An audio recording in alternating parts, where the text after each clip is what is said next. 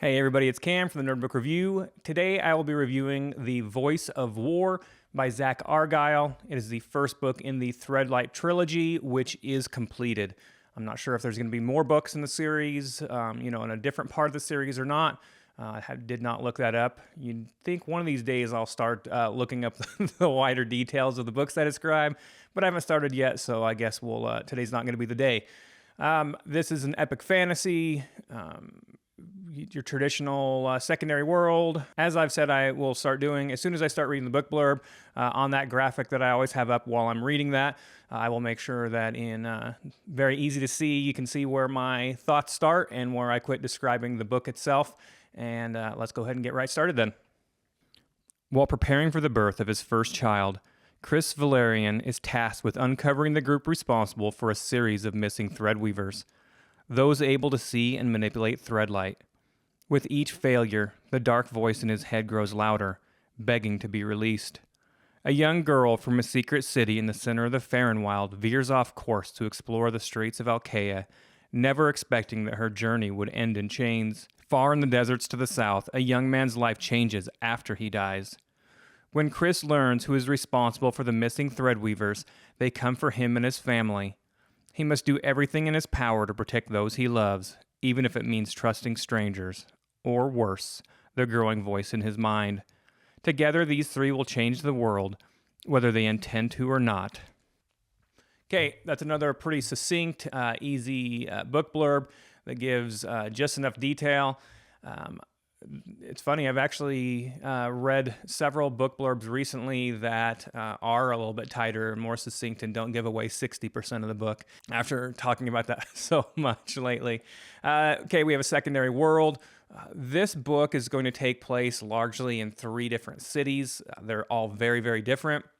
The first one's Alchea. It's a city-state.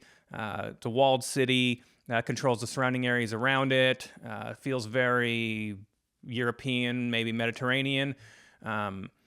The second city that we're going to deal with is called Zedalum. It is in the middle of a giant, very wild, still forest up above the canopy. These trees are massive. They've got like a really huge, thick canopy, and the Zeta people have built their city on top of it. They've even had like dirt and stuff, so they grow crops. Everything is just on top of this massive canopy. Like, it's described as basically being like as hard as ground up on top of these trees. Their city is hidden. They don't let other people know about it, at least obviously at the start of the book.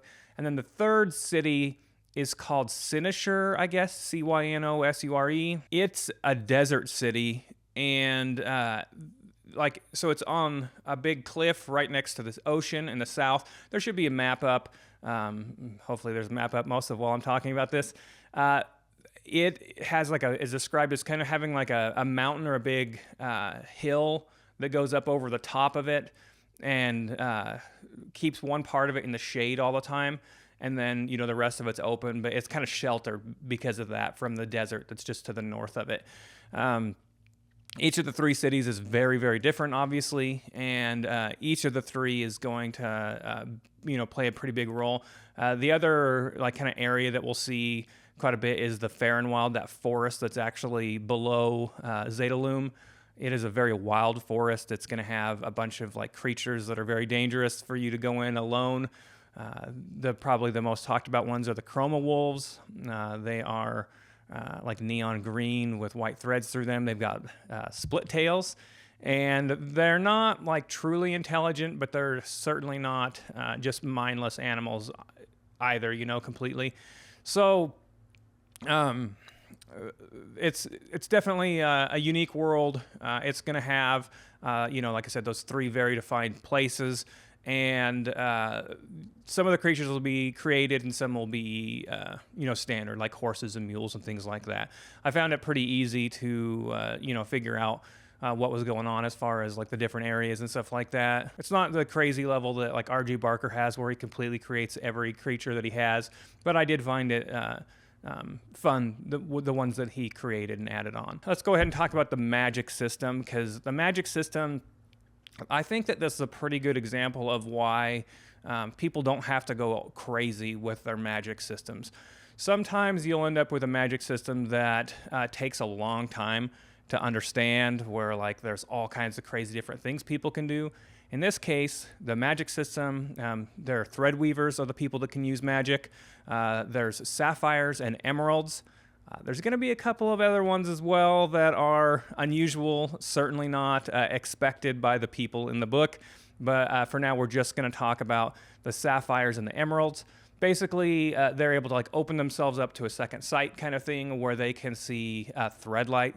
It's magic. You have to be able to see. That's important. You need to have a little bit of light, but it kind of seems like this one's a pretty loosely held thing where like if there's any light at all, even like moonlight or something like that, right, then they're able to use their magic. But if you're blindfolded, you can't. But sapphires, if you have blue eyes, then you're able to basically use that magic to push on your threadlights. So people will be able to like jump, a long distance. One of the characters, right off the bat, he jumps off of a big tower and then stops his fall by pushing on that threadlight. Sapphires have green eyes. They are able to pull. Basically, they'll use a thread light. Kind of think of it. I kind of thought about like Spider-Man, like using the light, pulling that thread, and pulling yourself forward. It seemed like the sapphires, the blue eyes, were a little bit more useful. I don't know, maybe just the way that it was described. Like they can, push yourselves off the ground. It just seemed like it was, I don't know, maybe slightly easier. It is possible to have both one blue and one green. I guess in that case you can push and pull. I think only like one or two people are described as having that ability though. If you don't have a magical ability that you are born with for the most part, then you just don't have magic, right? Now, that's as simple as it is for that magic system. And it really works, I feel like, in this book. I guess I'm getting a little ahead of myself, but that's definitely going to be part of what I'll talk about with the good. As far as main characters, there are several point of view characters. Chrys is absolutely the main character. He's 30 years old. He's married. His wife is pregnant. She's about to give birth. He is what's called a high general in Alchea, right under the Great Lord. That's what they call the person that rules the city, who's basically a dictator, kind of a benign dictator, but definitely has the feel of a dictator. So there's 4 high generals underneath him. Chrys is one of those. He's also the youngest by a long shot. He has like a voice in his head they call the apogee, Apogee, that when he was a soldier during like a war when they were fighting to like take over this city, he would go into like a battle rage and, he killed a whole bunch of the enemy. Fortunately, he killed some of his own people as well while he was doing that. But at this point now, the Great Lord kind of sees him as a son, basically, and he is on that council despite the rest of the High Lords not being super happy about it. It's important, as noted, that his wife is pregnant, and that's going to become an important thing here for the storyline. Now, our second main character is named Laurel. She is 17. She is from Zetalum, the Zeta. She's a messenger for their council, which is matriarchal, like the 5 of the older women of the clan. She like goes and gets information from the city of Alchea. That's how she's involved in the first place. She is my least favorite of the 3 main characters. She really skirts that teenager, rebellious, I know better than you kind of thing. She steps over that line just a tiny bit once and then pulls back, which is probably the only reason why I didn't outright dislike her. Liked Chrys a lot. He does make a couple stupid decisions as well that I want to talk about when we get into the good, the bad, and my final thoughts. The third person is probably the least seen in this book until the end, so I'm not going to talk about him too much. His name is Alvarax. It's mentioned that when we first see him, he is awakening from having died. That's important to his story. I'm not going to get too much farther into it, but he is from that southern desert city, Sinishur. He's 19 years old, and I liked him quite a bit as well. His father was a thief. and not a good person, but his grandfather is one that really raised him, and he's described as being like a really good person. And so Alvarax is trying to be more like him. His storyline, like I said, I'm going to not talk too much about it other than that I liked him as a character as well. Now, in terms of the plot, as mentioned right off the bat, Chrys is supposed to be discovering these blood thieves who have been capturing threadweavers, draining their blood, and then selling it to people, which then gives people who don't have the Threadlight ability, they don't actually become Threadweavers, but when you drink the blood, then you can at least see the Threadlight, right? And feels euphoric. He finds out there's a conspiracy right off the bat. His family is in danger because of the people involved in the conspiracy. He takes his wife and he ends up running. His wife has just given birth when this happens, basically gives birth. He has to fight some of the blood thieves off while his wife is giving birth, and then they're forced to flee. And then slowly, as the story goes on, the three characters will combine and they'll all be involved because of that. I think that's plenty far enough as far as all of this stuff goes. Let's go ahead and talk about the bad, the good, and my final thoughts. All right, B, come here and give me a hug again. You want to see yourself again in the... Okay. So the bad, the good, and my final thoughts. As far as the bad goes, this is going to be a lot like Of Blood and Fire by Ryan Cahill. These are things that are personal, like irritate me, personal issues that I would say most of these, like instead of full blown going, walking into the plot tropes that I don't like, he's going to skirt them a whole bunch. Let's just start off with titles are something that throw me off a little bit in this one. First off, I went in this one blind for the most part, except knowing that it was supposed to have like a good marital relationship. I had mentioned that I read The Hills of Heather and Bone and really liked the relationship that was positive, wasn't fighting and stuff like that. And so then this book was suggested to me because of that. That relationship was great between Chrys and his wife, but I kind of expected like this being called The Voice of War for there to be like a war going on. It makes perfect sense as far as what the title means when Chrys has this voice in his head that like makes him like a great warrior, but is always trying to like gain control, and he's having to like fight to keep control of his mind basically. And so I'm just assuming that that's what the whole Voice of War thing is. Also, in terms of titles as well, so Chrys is a high general, right? He's on this ruling council, but like he's got like 3 people that seem to be under his command, and he has to go find them. They don't even seem to be with him all the time. And it feels like, in my mind, like a high general is someone that's like leading armies or is delegating power, or is going to be delegating a lot of the responsibilities to other people. But like all of these high generals seem to be like out doing things on their own and like fulfilling their own missions and stuff like that, as opposed to having other people. I don't know. It just kind of felt like sometimes like there just weren't enough people. I don't know. That's a weird one that like is on me a little bit. And then the second big thing with Chrys is that when the whole like blood thief thing happens, he finds them.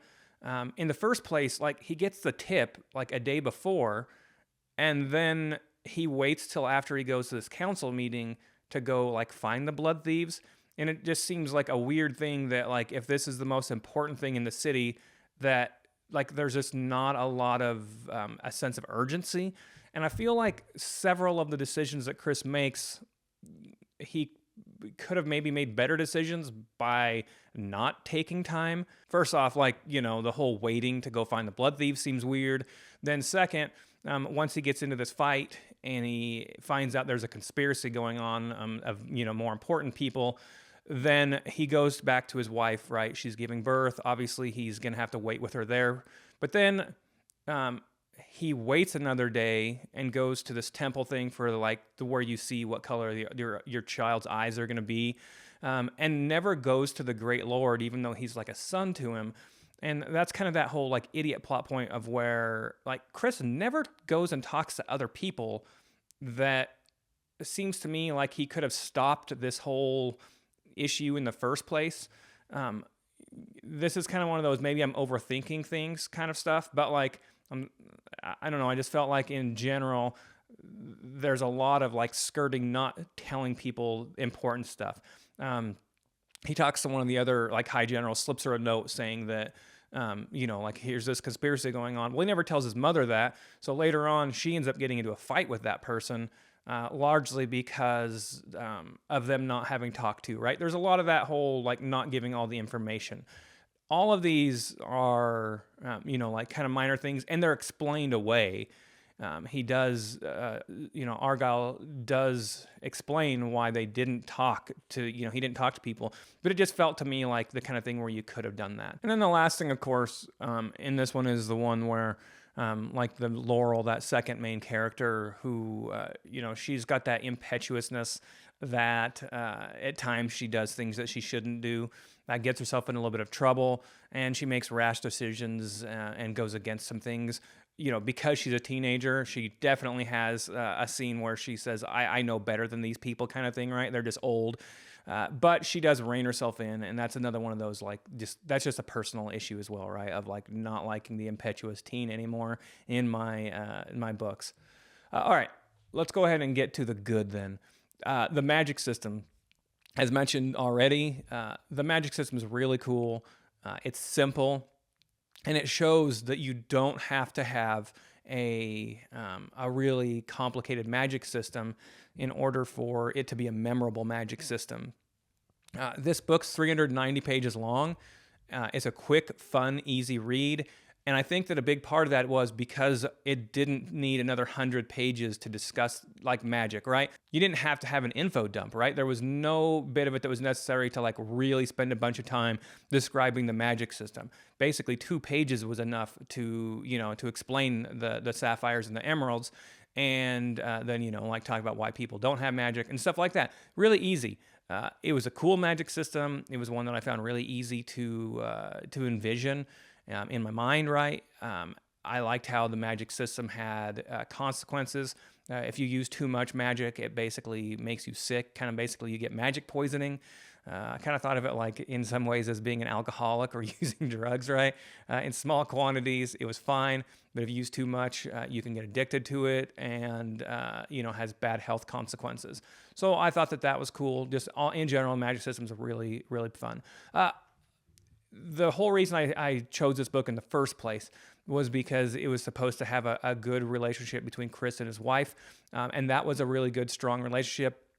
Not to say that they don't at times get irritated with each other, but they're in love. They're a strong married couple. They stick together. They help each other out. So if that's important, but also not only that, Chrys and his mother have a really good relationship. That's one funny one that a lot of these like bigger, more epic, like Sun Eater, for example, that I've been reading, or some of these other ones where they're like nobility and stuff. There's, a lot of family strife. Well, in this case, Chrys and his mother have a good relationship. Laurel and her grandfather and her brother, they all have a good relationship. And Alvarax has his grandfather who's also a good influence on him as well. So I really did find that it refreshing and nice that for the most part, people did want to help each other out. And even the bad guys in this book, for the most part, are doing it because of important like family relationships and things like that. So I just felt like there was a lot of nuance even with the bad guys, right? No one's pure good or pure evil. Even Chrys, right? Our real true hero, he's got that voice in his mind that makes him want to do crazy things and hurt people. And then also the world building, just in general, I found it to be cool to have those 3 very different places that were all pretty easy to envision and things like that. I really did get into that movie in my mind pretty easily in this book, and I really liked the writing style. I found, this whole thing. I read the first 30-ish% very slowly because I just had a bunch of stuff going on. Then I finally got a full day, like full 8 hours of composting in my tractor. And I was doing like a place where that's my best place, if you will, where I have the least amount of issues potentially. And so I got to read probably 300 pages all in one day while I was in my tractor. So it was a really easy book to get into that movie in my mind and stay with. All in all, I think that I understand why, this book has a big audience and why like people like say Patrick Leo enjoyed it.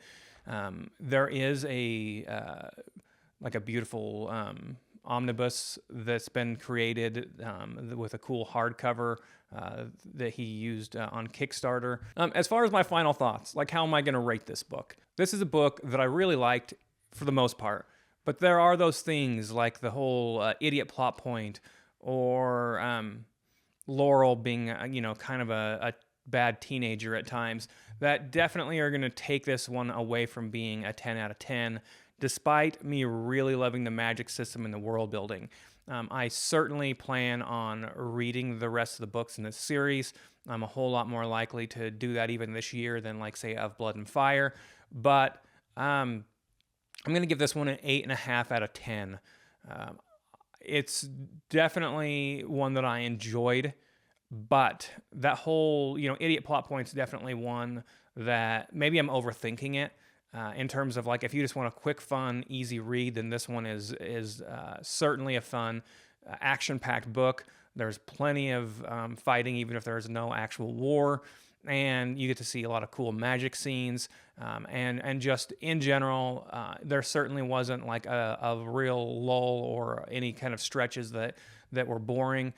But I can't help but think at times where of like, well, how different could this book have been if Chrys had just gone to the Great Lord in the first place and told about the conspiracy instead of waiting, or just had a sense of urgency? Like, I just felt like a lot of things happen in this book because Chrys waits a day.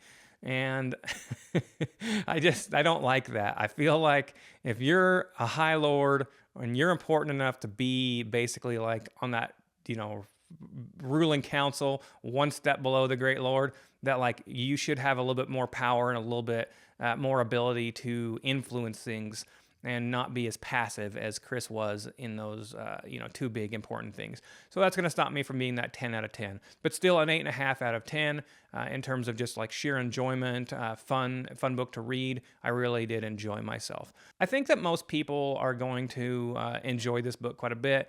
And at 390 pages, it's like a fast, easy read. It's not going to be one of those 600-700 page giants, chonk books that take a long time to read. So I think that that I would recommend this book for most people who are, epic fantasy fans who like a cool magic system and enjoy world building. All right, I think I can wrap my rambling up now. Hope you guys all have a wonderful time reading, and thanks for watching.